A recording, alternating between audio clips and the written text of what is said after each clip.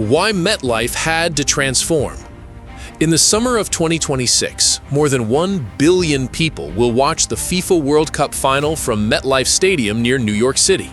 But behind that global event lies one of the most technically difficult stadium transformations ever attempted in the United States. Because MetLife Stadium was never designed for soccer. Originally built for NFL football, the stadium was engineered around completely different rules. The field dimensions were narrower, the seating bowl sat extremely close to the sidelines, artificial turf covered the surface, and almost every structural decision inside the stadium focused on maximizing the atmosphere for American football rather than meeting FIFA standards. That became a massive problem after FIFA selected MetLife to host the World Cup Final. Unlike the NFL, FIFA requires a significantly wider pitch along with large safety zones surrounding the field for players, referees, broadcast crews, and technical operations. Artificial turf is also prohibited for the tournament. Suddenly, one of America's largest NFL stadiums no longer physically matched the requirements of the world's biggest football event. And changing that was far more complicated than simply replacing the grass. Engineers quickly realized the stadium itself had to partially change shape. MetLife originally opened in 2010 as a $1.6 billion mega project in East Rutherford, New Jersey. With a seating capacity exceeding 82,000 spectators, it became one of the largest stadiums in North America and the shared home of both the New York Giants and New York Jets. The design created an intense NFL atmosphere by packing spectators extremely close to the playing surface. But that same geometry later created one of the biggest engineering headaches ahead of World Cup 2026. At the four corners of the lower seating bowl, giant concrete seating sections extended deep into the exact space FIFA needed for the wider soccer field configuration. There was simply not enough room. So engineers were forced to begin a complete structural transformation directly inside one of America's busiest sports venues, while the stadium continued hosting NFL games, concerts, and major live events. And beneath the surface, an even bigger challenge was already beginning. How engineers rebuilt the stadium for FIFA. The most immediate problem was the playing surface itself. For years, MetLife used artificial turf designed specifically for American football. NFL teams prefer synthetic fields because they can withstand heavier usage schedules and constant impacts throughout the season.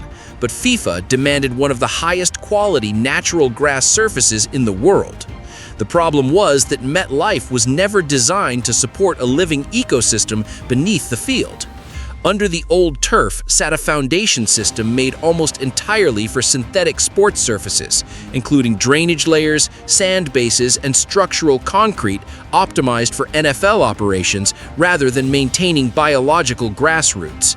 Natural sunlight inside the stadium also varies constantly due to the structure's geometry, while temperature and humidity conditions fluctuate heavily throughout the year. To solve this, engineers adopted an advanced modular grass system developed with international agronomy specialists. Instead of growing the grass directly inside MetLife, more than 7,000 square meters of natural turf were cultivated at a specialized farm in North Carolina months before installation even began. The grass mixture combined Kentucky bluegrass and perennial ryegrass, two species selected for durability, flexibility, and resistance under professional football conditions.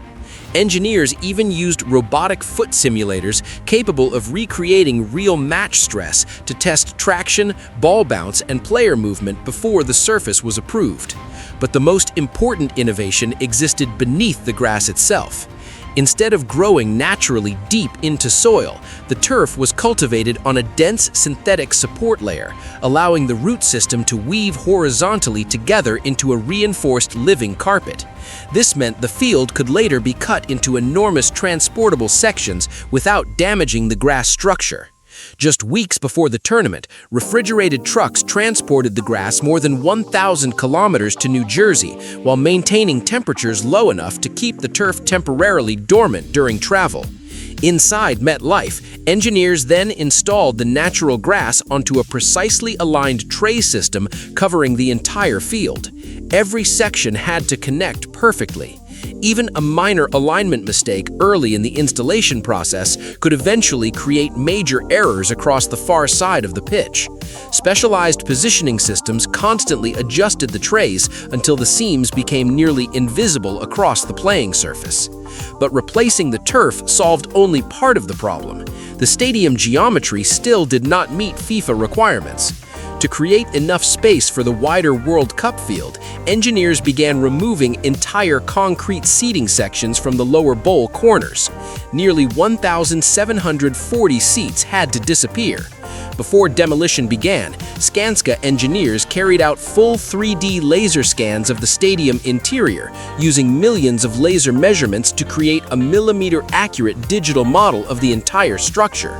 Workers then used precision diamond wire saw systems capable of cutting through reinforced concrete with extremely high accuracy, while temporary supports stabilized the surrounding seating structure.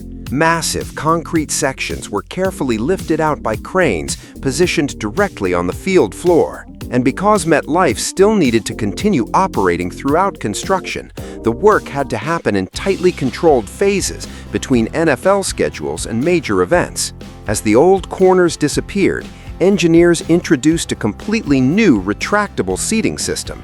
Instead of permanently rebuilding the removed sections with fixed concrete like before, modular steel-framed seating platforms were installed on giant rail systems. In NFL mode, the sections move forward to preserve the traditional football atmosphere. But in FIFA mode, the entire system retracts backward, creating the wider field clearances required for international soccer. Hydraulic locking systems secure the seating modules once positioned, while precision rails ensure perfect alignment with the stadium's existing structure. The result is effectively a transforming stadium, capable of switching between two entirely different sports configurations. But the reconstruction did not stop inside the building. As the World Cup approached, the entire area surrounding MetLife began transforming into a temporary operational city. Massive fan zones, media compounds, broadcast centers, security checkpoints, technical infrastructure hubs, and transportation systems rapidly appeared around the stadium complex.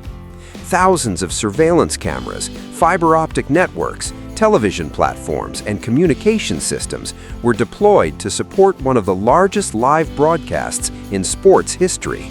Because hosting a World Cup final requires far more than simply having a stadium. It requires operating an entire global event ecosystem. Why MetLife Stadium became America's World Cup fortress. At first glance, MetLife Stadium may seem an unusual choice for the FIFA World Cup Final. After all, the stadium was originally built for American football, not soccer. But FIFA was never simply choosing a football venue. It was choosing the operational center for the largest sporting broadcast event on the planet. And in that category, MetLife became almost impossible to ignore. The stadium sits directly beside New York City, one of the world's largest financial, transportation, tourism, and media capitals. Within a relatively short distance are multiple international airports, enormous hotel networks, rail systems, highways, emergency infrastructure, and some of the most advanced global broadcasting facilities in existence.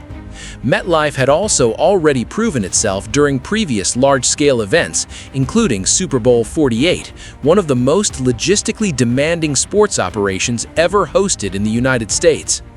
More importantly, the stadium's massive capacity exceeded one of FIFA's most important requirements for a World Cup final venue.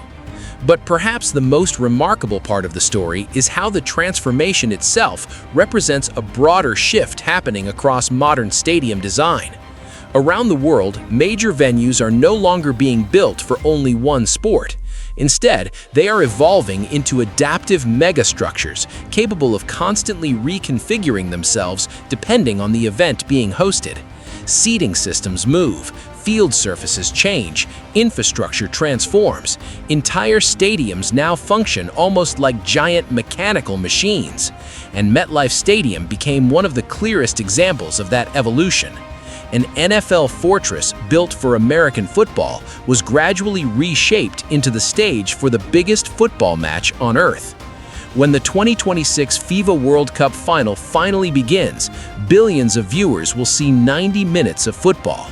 But hidden beneath that moment will be years of engineering, reconstruction, logistics, and one of the most complex stadium transformations ever attempted in America.